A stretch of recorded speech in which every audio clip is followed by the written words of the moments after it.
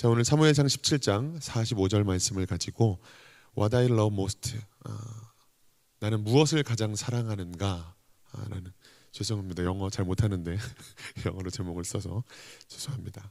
나는 무엇을 가장 사랑하는가 라는 제목으로 잠깐 말씀을 좀 나누고자 합니다. 오늘 본문의 배경은 사실 너무나 익숙하고 잘 아는 내용이긴 하지만 그 배경을 전체적으로 한번 훑어보고 말씀을 좀 나누고자 합니다. 그냥 듣지 마시고 내가 만약 다윗이라면 이 상황을 좀 머릿속으로 그려보시면서 배경 설명을 다시 한번 들어보시면 좋을 것 같습니다. 블레셋이 군대를 모으고 이스라엘을 쳐들어옵니다. 그래서 이스라엘의 왕이었던 사울은 전 나라에 징집 명령을 내리고 사람들을 모아서 진을 치고 전열을 벌입니다. 사무엘상 17장 1절부터 3절까지 말씀 같이 읽어보겠습니다. 블레셋 사람들이 그들의 군대를 모으고 싸우고자 하여 유다에 속한 소고에 모여 소고와 아세가 사이에 에베스 담밈에 진침해 사울과 이스라엘 사람들이 모여서 엘라 골짜기에 진치고 블레셋 사람들을 대하여 전열을 벌였으니 블레셋 사람들은 이쪽 산에 섰고 이스라엘은 저쪽 산에 섰고 그 사이에는 골짜기가 있었더라. 아멘. 지금 블레셋이 쳐들어와서 이스라엘과 함께 전열을 벌리고 섰는데 양쪽 산에 블레셋 진영과 이스라엘 진영이 있고 그 사이는 골짜기더라 라고 이야기를 하는 거죠. 자, 그리고는 블레셋 진영에서 한 사람이 나오는데 그의 이름이 바로 골리앗입니다. 사무엘상 17장 4절 노란색 부분만 읽어보겠습니다. 시작. 블레셋 사람들의 진영에서 싸움을 도두는 자가 왔는데 그의 이름은 골리앗이요. 아멘. 성경은 이 골리앗의 특징에 대해서 자세하게 기록을 하고 있는데 키가 3m가 넘고 입고 있는 갑옷의 무게만 90kg에 육박하고 그가 들고 있는 창의 창날 무게만 10kg이 넘는 거인이었다라고 기록을 합니다. 사무엘상 17장 4절에서 7절 마찬가지로 노란색 부분 읽어보겠습니다. 시작. 그의 키는 6규빗 한 뼘이요 머리에는 노투구를 썼고 몸에는 비늘 갑옷을 입었으니 그 갑옷의 무게가 놋 5,000세겔이며 그의 다리에는 놋각반을 찼고 어깨 사이에는 놋 단창을 메었으니 그 창자루는 배틀채 같고 창날은 철 600세겔이며 방패든 자가 앞서 행하더라. 아멘. 그의 키가 3m가 넘었다라고 이야기를 하는데 이거 좀 어떻게 와닿게 설명이 될 수 있을까 해서 우리나라에서 제일 키가 큰 사람 하면 최홍만 씨가 있죠. 최홍만 씨 키가 2m 18이더라고요. 근데 최홍만을 실제로 봤던 사람이 그 앞에서 이제 최홍만을 봤는데 그 2m 18이라는 게 그냥 숫자만 들을 때와 앞에서 딱 봤을 때의 느낌이 엄청나게 크게 차이가 나더라고 이야기를 하더라고요. 뭐 그 사람이 뭐 마이크를 들면 무슨 요구르트를 들은 것 같다 막 저도 예전에 그런 이야기를 들어본 적이 있는데 그런데 최홍만 씨가 2m 18인데 제 키가 184거든요. 그러니까 제 키에서 100을 뺀 84를 더하면 3m가 되는 거죠. 그 키가 골리앗의 키였다라고 하는 거예요. 정말 어마어마한 키라고 할 수밖에 없는 거예요. 그런데 이런 거인이, 이 엄청난 거인이 나와서 하나님과 이스라엘을 향해서 온갖 조롱과 저주를 퍼붓는 겁니다. 그래서 사울과 온 이스라엘이 골리앗의 조롱을 듣고 나서 놀라서 크게 두려워하게 되었더라라는 이야기가 11절 말씀에 기록되어 있습니다. 그런데 이런 골리앗이 이스라엘 군대를 향한 이런 골리앗의 이스라엘 군대를 향한 조롱과 저주가 하루아침에 끝나지 않아요. 아침마다 저녁마다 이 저주와 조롱을 퍼붓는데 이 일이 40일이나 계속됩니다. 그런데 무언가 더 이상의 진전은 없어요. 이 전쟁에 골리앗이 나와서 조롱을 퍼붓고 저주를 퍼붓는 동안 이스라엘 백성들은 두려움에 떨어서 누구도 나갈 생각을 하지 못했고 블레셋도 사실 이렇다 할 실제적인 액션은 취하지 않습니다. 왜요? 아까 전열이 서 있던 위치를 설명드렸죠. 블레셋은 이쪽 산에 서 있고 이스라엘은 이쪽 산에 서 있고 그 사이에 골짜기가 있더라라고 말씀드렸습니다. 그래서 골짜기 밑까지 내려갈 수는 있어요. 하지만 상대 진영에 있는 산 위로 올라가는 것은 무모한 일이죠. 왜요? 우리가 역사 드라마나 역사책이나 이런 것들을 읽어보면 그 전장의 지형이 얼마나 중요한지에 대해서 굉장히 많이 알 수 있습니다. 그런데 어느 쪽이든 먼저 쳐들어가는 쪽이 불리할 수밖에 없어요. 밑에서 위를 공략하는 건 위에서 돌만 굴려도 그것은 엄청난 무기가 되니까. 그리고 위에서 밑을 공략하는 게 훨씬 더 수월하니까요.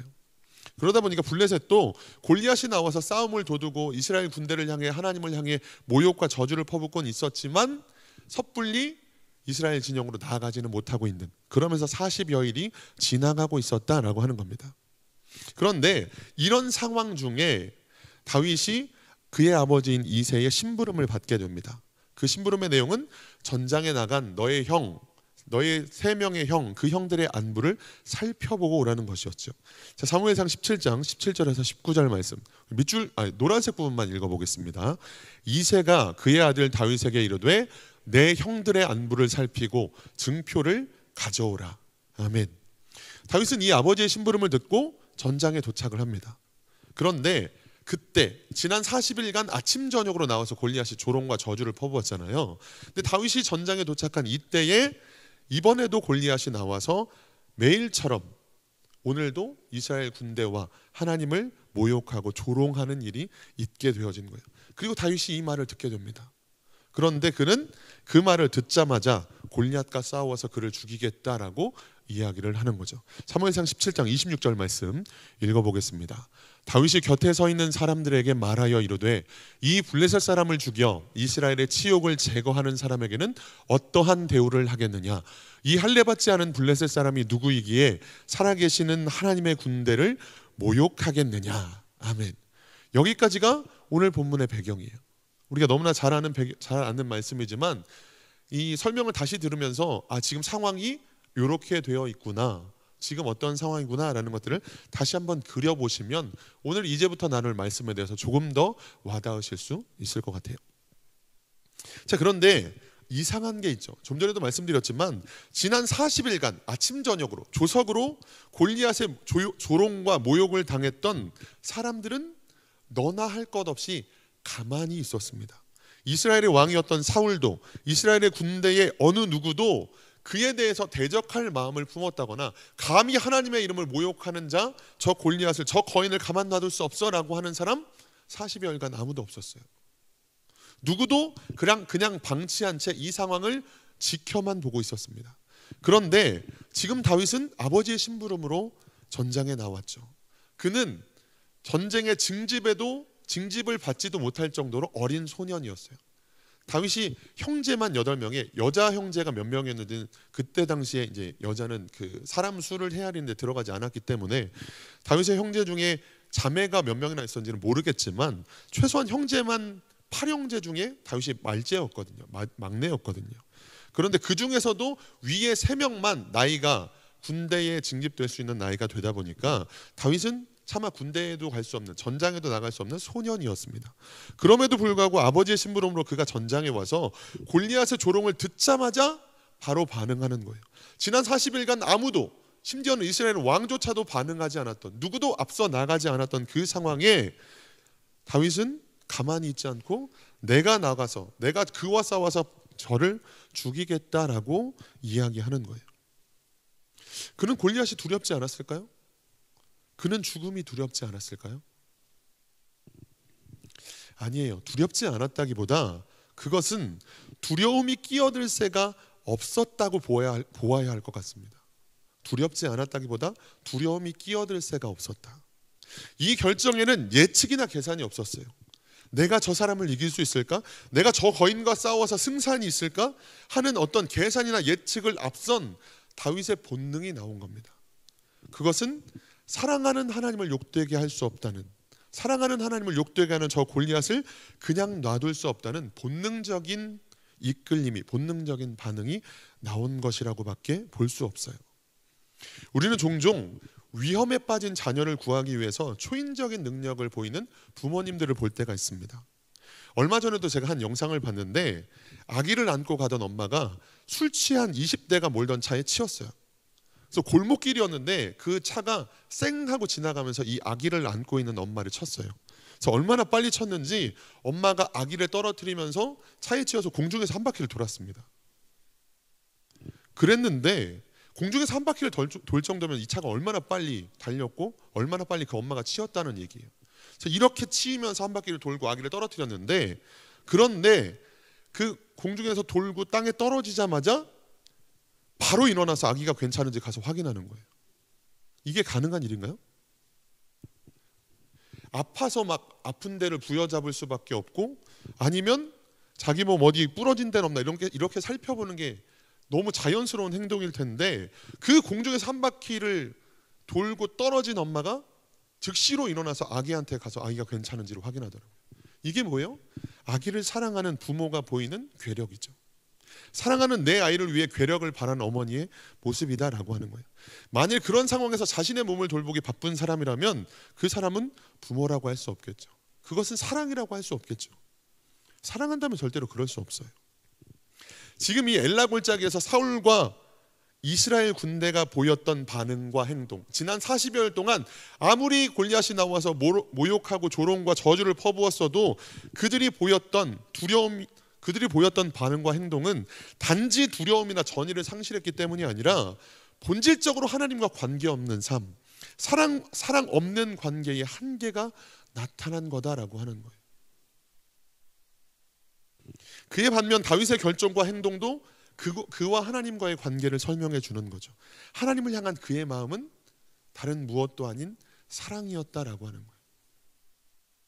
마치 그 어머니가 떨어지자마자 튀어나가서 아기가 괜찮은지 안았던 것처럼, 다윗은 지금 어떠한 예측이나 계산도 없이 내가 사랑하는 하나님이 욕먹음을 당하는 것, 내가 사랑하는 하나님을 욕하는 그 골리앗을 가만 놔둘 수 없다는 본능적인, 하나님을 사랑하는 그의 마음에서 본능적으로 나왔던 행동이었다라고 하는 거예요. 사랑이 아니고서는 설명할 수 없는 장면이죠. 자신의 생명이나 위험을 계산하지 않고 골리앗과의 싸움을 결정한 것이 아닌 사랑 때문에 자연스럽게 본능적으로 나왔던 반응이었다라고 하는 거예요. 이스라엘 군사 그 누구도 골리앗과 싸우려고 하지 않았고, 정작 이스라엘의 왕인 사울도 골리앗을 죽이는 자에게는 이런 상을 베풀겠다, 내 딸과 결혼시킬 거고 그의 집에 세금을 면해주겠다라고 하는 상을 주겠다고 포상만을 내건 채 뒷짐만 지고 있는 상황에서, 누구도 자신에게 위해가 올 수밖에 없는 이 상황에 나서려고 하지 않을 때, 여차하면 도망갈 생각만 하고 있는 이 상황에 소년 다윗이 나서서 내가 저를 죽이겠다라고 말하고 있는 거예요. 사랑 말고 어떤 걸로 이 장면을 설명할 수 있습니까? 그러면 우리는 무엇을 위해 살고 있느냐라고 하는 거예요. 저와 여러분은 무엇을 위해서 살고 있습니까? 이전에는 성공을 위해서, 부자가 되기 위해서 살았던 때도 있었고, 이제는 자녀들이 건강하고 성공해서 어려움이 없이 사는 것, 이것이 우리의 목표입니까? 하나님을 사랑해서 내가 사랑하는 하나님이 무엇을 기뻐하실까? 어떤 일을 좋아하실까? 나에게 생명을 주신 이유가 뭘까? 나에게 하나님이 믿어지게 하신 은혜의 이유가 뭘까? 이것들을 생각하고 이것들을 묵상하고, 그렇다면 뭘 해야 될까? 나를 구원하신 하나님을 전하는 삶을 살아야 되겠다. 누군가는 그렇게 살 수 있겠죠. 나를 기뻐하시고 나를 사랑하시는 하나님 앞에 나도 그 하나님을 사랑하는 까닭에 할 수 있는 일이 뭘까? 누군가는 전도일 거고, 누군가는 예배일 거고, 누군가는 성가대나 교사나 봉사와 같은 여러 가지 직분들일 수도 있을 거예요. 그런데 과연 내가 그에 합당한 삶을 살고 있는가? 나는 계산하고 있지는 않은가? 나는 예측하고 그동안 이렇게 하긴 했는데 이거 이상을 하려면 무언가 손해가 더 클 것 같아, 이런 계산과 예측보다 주님을 사랑하는 마음이 더 먼저 튀어나오는 모습이 과연 내 안에 있느냐라고 하는 거예요. 정말 부끄러운데 제 안에도 그게 없는 거예요. 나는 과연 하나님 앞에 어떠한 예배를 드리고 있는가? 나는 예배를 기쁨과 감격 가운데 드리고 있는가? 내가 감당하는 이 사역은, 이 사명은, 목사라고 하는 내 삶은 과연 이런 삶을, 하나님을 사랑하는 까닭에 본능적으로 나오는 이런 모습들이 과연 내 안에는 있는가라고 돌아보게 되더라는 거예요. 우리가 살고 있는 이 시대를 꿈을 잃어버린 시대, 꿈을 잃어버린 세대라고 말하더라고요.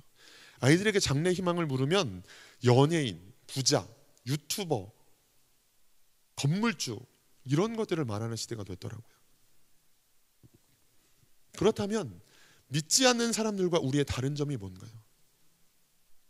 우리의 소망은, 우리의 희망은 그런 것들이 아니다라고 분명하게, 담대하게 말할 수 있나요?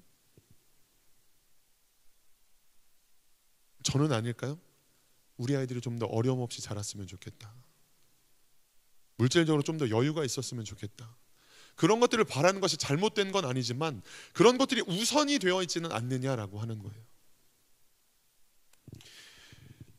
다윗의 삶을 돌아보면 모든 순간 하나님을 예배했습니다. 그의 인생은 하나님을 사랑하는 것 외에 다른 것이 없었어요. 다른 무언가를 구한 적이 없습니다. 우리는 오해할 수 있지만 그는 한 번도 왕이 되기를 구한 적이 없습니다. 나를 왕으로 축복해 주시면, 내게 왕이라는 은혜를 주시면 내가 왕이 된다면 하나님께 이렇게 영광을 돌리겠습니다 라고 한 적이 한 번도 없어요. 오히려 그는 사울을 죽이고 왕이 될 절호의 찬스를 2번이나 그냥 지나칩니다. 하나님의 인도하심으로 왕이 되고 나서도 그의 관심은 하나님의 언약궤에만 있었어요. 사무엘하 6장 1절에서 2절입니다. 사무엘하 6장 1절에서 2절 읽어보겠습니다. 다윗이 이스라엘에서 뽑은 무리 3만 명을 다시 모으고 다윗이 일어나 자기와 함께 있는 모든 사람과 더불어 바알레 유다로 가서 거기서 하나님의 궤를 메어오려 하니 그 궤는 그룹들 사이에 좌정하신 만군의 여호와의 이름으로 불리는 것이라. 아멘. 언약궤를 모셔오는 것 인간적인 방법을 쓰다가 처음 한번 실패했죠. 그러나 다시 하나님의 언약궤를 하나님의 방법대로 모셔옴으로 성공합니다. 언약궤를 성으로 모시고 온 이후에는 뭐 했죠? 하나님의 성전을 짓는 일에 관심을 둡니다. 사무엘하 7장 1절에서 2절이에요.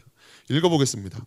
여호와께서 주위의 모든 원수를 무찌르사 왕으로 궁에 평안히 살게 하신 때에 왕이 선지자 나단에게 이르되 볼지어다 나는 백향목 궁에 살거늘 하나님의 궤는 휘장 가운데에 있도다. 아멘. 그러면서 하나님의 성전을 짓고 싶다고 이야기를 하죠. 너는 피를 너무 많이 흘려서 성전을 짓지 못할 거야. 너의 아들 솔로몬을 통해 내가 나의 성전을 짓겠다라고 말씀하신 이후에는 그 다음에는 다윗이 어떤 행보를 보이죠? 아들 때의 성전을 짓기 위해 필요할 재료와 물질들을 모으는 일에 자신의 삶을 드립니다. 그의 삶은 철저하게 하나님을 예배하고 하나님을 사랑하는 일에만 집중되어 있었어요. 언약궤, 성전, 심지어는 골리앗과의 싸움도 그것은 예배였죠. 하나님의 이름을 모독하는 자를 그냥 놔둘 수 없다. 넓은 의미의 예배였어요. 하나님의 이름을 영화롭게 하는데 그런 인생을 걸었고 그의 인생을 드렸습니다. 그런 그를 하나님은 높이셨고 필요에 따라 왕이 되게 하셨고 지금도 이스라엘 역사 속에 최고의 왕으로 남아있죠. 하나님을 모르는 사람, 하나님을 믿지 않는 사람도 데이빗이라는 이름을 모르는 사람은 없습니다.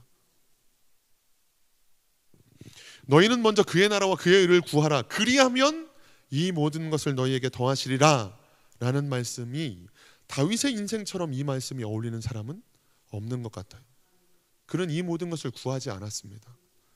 언제나 그의 나라와 그의 의를 구하는 삶을 살았고 그랬더니 이 모든 것을 더하신 것이 다윗의 삶이었다라고 하는 거예요. 저는 여러분들이 성공하기를 바랍니다. 그러나 무엇보다도 하나님을 사랑하는 일에 성공하시기를 주님의 이름으로 축복합니다. 오늘 말씀의 제목이 뭐라고요? What I love most. 나는 과연 무엇을 가장 사랑하는가? 나는 무엇을 가장 사랑하는 사람인가? 하나님을 가장 사랑하는 저와 여러분이 되시기를 주님의 이름으로 축복합니다. 그러면 하나님을 사랑하고자 하면 어떤 일이 있는가라는 요것까지만 좀 나눠보고 싶어요. 하나님을 사랑하는데 문제가 없느냐, 어려움이 없느냐? 그렇지 않습니다. 오늘 본문, 지금까지가 우리가 본 장면은 다윗이 하나님을 사랑해서 고백한 내용, 내가 저 하나님의 이름을 모독하는, 하나님의 군대를 모욕하는 저 골리앗과 싸우겠다, 그를 죽이겠다라고 결정한 것뿐이에요. 내가 하나님을 사랑하는 까닭에 이런 삶을 살겠다, 저 골리앗과 나가서 싸우겠다라고 했을 때 우리가 하나님을 사랑하려고 하잖아요. 그러면 우리가 그 믿음의 싸움을 싸우려고 하면 그 싸움 자체가 힘든 것은 둘째치고 싸우기도 전부터 제지를 당하게 됩니다. 그게 오늘 본문에 드러나요. 우리가 살펴보지 않았지만 싸우기도 전에 다윗의 형인 엘리압이 그를 비난합니다. 네가 어설픈 공명심으로 죽음을 자초하는구나 라는, 형에 의해서 제지를 당해요. 그리고 이스라엘 왕 사울에 의해서도 그는 나갈 수 없다고 제지를 당합니다. 이 부분, 우리가 하나님을 사랑하는 삶을 살려고 할 때 방해 요소들이 있어요. 우리들에게 동일하게 적용됩니다. 다윗이 그랬던 것처럼 우리들에게도 동일하게 적용돼요. 이 부분들을 좀 살펴보기를 원합니다. 첫 번째로 사람들은 외모를 봅니다. 외모를 봐요. 외모를 본다는 게 어떤 의미냐? 특별히 외모를 보았던 사람 중에 하나가 누구였느냐? 그것은 바로 첫 번째 골리앗입니다. 골리앗. 사무엘상 17장 42절 말씀 읽어보겠습니다. 시작. 그 블레셋 사람이 둘러보다가 다윗을 보고 업신여기니 이는 그가 젊고 굵고 용모가 아름다움이라. 아멘. 사람들이 기가 죽었던 이유가 뭐였죠? 바로 골리앗의 외모 때문이었어요. 3m가 넘는 키. 그가 입고 있는 갑옷에 그냥 대충 봐도 80에서 90kg가 넘어 보이는 그의 갑옷. 그가 들고 있는 창 날의 무게만 10kg가 넘었던 그 앞에는 방패를 들고 있는 자가 따로 있는 그의 외모만 보고서도 사람들은 두려움에 떨었죠. 반대로 골리앗이 다윗을 보고 업신여겼던 이유도 그의 외모 때문이었어요. 블레셋 사람이 둘러보다가 다윗을 업신여겼다라고 기록하죠. 우리의 외모를 보는 존재가 골리앗이라고 말씀드렸어요. 골리앗이 누구죠? 다윗의 대적자, 다윗의 라이벌입니다. 우리의 삶의 대적자, 우리의 라이벌들은 우리의 외모를 보고 우리의 스펙을 보고 우리가 갖고 있는 어떤 환경이나 조건들을 보고 너는 안 돼라고 비웃는 거예요. 야, 하나님께 영광을 돌리려면 최소한 어느 정도의 여유는 좀 있어야지. 최소한 어느 정도 성공을 하고 사람들에게 인정받는 정도의 삶의 어떤 조건들을 갖추고 있어야 되는 거 아니야? 우리의 외모를 보고 그들은 비웃습니다. 네가 뭘 할 수 있겠어? 네가 갖고 있는 게 뭔데? 그거 가지고 뭘 해보겠느냐고 조롱해 되는 거예요. 야, 웃기지 마. 그거 가지고는 아무것도 할 수 없어. 그래서 사람들은 성공하려고 하는 거야. 최소한의 인정받는 정도의 삶은 돼야 하나님께 영광도 돌릴 수 있는 거지 라고 우리의 외모를 보는 대적자들, 라이벌들이 조롱해 되는 거예요. 하나님을 사랑하려는 삶을 살고자 할 때 이미 비웃음과 조롱으로 우리를 막아서는 거예요. 우리의 자존감을 떨어뜨리려고 하는 거예요. 그런데 다윗의 외모를 보고 너는 안 돼 라고 한 사람은 골리앗만이 아닙니다. 그의 외모를 보았던 두 번째 사람은 사울 왕이에요.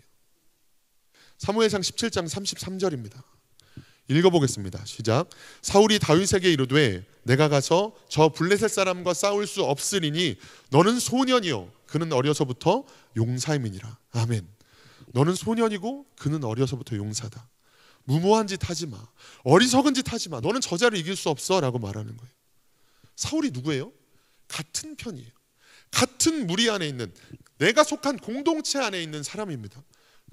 때로 교회 안에서도, 선교회 안에서도, 믿는 사람들의 무리 안에서도 그런 이야기를 듣게 될 때가 있다는 거예요.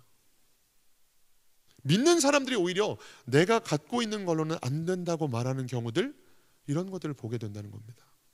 안 믿는 사람들이 그러려면 안 믿으니까, 하나님을 모르니까, 하나님의 능력을 저들 경험하지 못했으니까 그런다라고 치부하겠는데, 믿는 사람들이 같은 편, 같은 무리, 같은 공동체 안에 있는, 교회 안에 있는 사람들조차도 너 지금 그럴 때는 아닌 것 같아. 네 가정을 좀 돌보고 자녀들을 돌보고 그래야 되지 않니? 라고 오히려 우리를 생각한다면서 말해주는 거죠. 지금 사울도 철저하게 네가 나갔다가는 괜히 너의 생명만 잃어버릴 것 같구나. 너는 소년이고 저자는 어려서부터 용사야. 무모한 짓 하지 마라고 말하고 있다고요. 언제나 그렇게 말하는 사람들은 나니까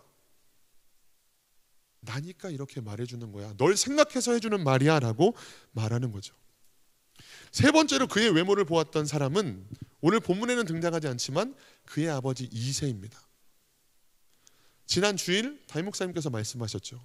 사무엘 선지자가 너의 아들들 중에 왕을 세우겠다라고 아들들을 식사 자리에 초대했던 그때에 막내인 다윗은 들에서 양을 치고 있었죠. 그때 뭐라고 이야기하셨죠? 막내가 있긴 한데 양을 치고 있습니다. 그때에 아무런 깜냥이 되지 않는, 정말 보잘것없는 존재를 양을 치는 사람으로 놔두었다라고 이야기를 했었죠. 하카톤이라는 원어 단어도 말씀을 하셨었습니다. 우리가 하나님의 일을 하려고 할 때 때로는 가족이 막아설 때가 있어요. 야, 너 지금 그럴 때 아니야. 네 미래를 준비해야지. 학생은 공부를 해야지. 너 결혼 준비 안 해? 때로는 우리가 그렇게 했을 때도 분명히 있었을 거예요. 가족들이 오히려 우리를 막아설 때가 있습니다. 하나님을 사랑하는 삶에 대해서 그 길을 선택하는 것에 대해서 출발하기도 전부터 이미 제지하고 막아설 때가 있다는 거예요. 목사가 되겠다고 하면 그 길이 얼마나 어려운 길인지 알아? 엄마가 아는데, 아빠가 교제했던 목사님을 옆에서 봐서 아는데 그 길은 아무나 가는 길이 아니야. 물론 아무나 가는 길이 아니긴 하지만 때로는 가족들이 그 길을 막아서는 때가 있다는 거예요. 하나님을 사랑하는 삶을 살고자 하면 그 삶을 살기도 전부터 이미 초장부터 막아서는 내 외모를, 내 스펙을, 내 조건을 보면서 때로는 같은 편이, 때로는 대적자가, 때로는 가족조차도 하나님을 사랑하는 삶에 대해서 야, 왜 굳이 그렇게까지 하려고 해? 라고 하면서 막아선다는 거예요. 그런데 정작 하나님은 우리의 외모에 대해서 뭐라고 말씀하시죠? 사무엘상 16장 7절 말씀입니다. 읽어보겠습니다. 노란색 부분만 읽어보겠습니다. 사람은 외모를 보거니와 나 여호와는 중심을 보느니라 하시더라. 아멘. 하나님은 외모를 보지 않으세요. 저만 봐도 알 수 있죠. 이건 유머로 준비한 건데 안 웃겼나요? 그런데 정작 다윗은 골리앗의 외모를 보지 않습니다. 아이러니하지 않으세요? 정작 다윗은 골리앗의 외모를 보지 않습니다. 그가 가지고 있는 것에 집중하지 않아요. 키가 3m가 넘고 입고 있는 갑옷의 무게만 90kg에 육박하고 들고 있는 그 창의 창날 무게만 10kg이 넘는 그 거인인 골리앗 앞에 서면서 정작 다윗은 그 골리앗의 외모와 스펙과 조건에 전혀 집중하지 않습니다. 다윗은 지금 하나님을 모욕한 골리앗, 하나님의 군대를 모욕한 저자를 그냥 둘 수 없다는 생각뿐입니다. 이것은 46절의 말씀을 통해서도 다시 한번 드러내요. 사무엘상 17장 46절입니다. 읽어보겠습니다. 오늘 여호와께서 너를 내 손에 넘기시리니 내가 너를 쳐서 내 목을 베고 블레셋 군대의 시체를 오늘 공중의 새와 땅의 들짐승에게 주어 온 땅으로 이스라엘에 하나님이 계신 줄 알게 하겠고. 아멘. 다윗이 뭐라고 선포하죠? 오늘 여호와께서 너를 내 손에 넘기실 거다. 내가 너를 쳐서 네 목을 베고 블레셋 군대의 시체를 오늘 공중의 새와 땅의 들짐승에게 주어서 온 땅으로 이스라엘에 하나님이 계신 줄 알게 하겠다라고 선포합니다. 지금 다윗의 눈엔 골리앗의 외모가 아니라 그가 하나님을 모욕했다는 사실만, 지금 그것밖에 생각이 없어요.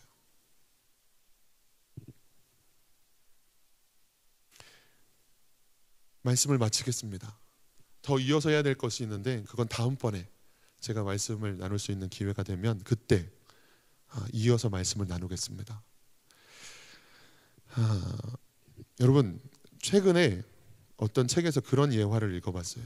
양궁 아시죠? 활 쏘는 양궁 경기를 하는 그 선수들과 인터뷰를 하는 장면이 나왔는데, 근데 이런 이야기가 있는 거예요.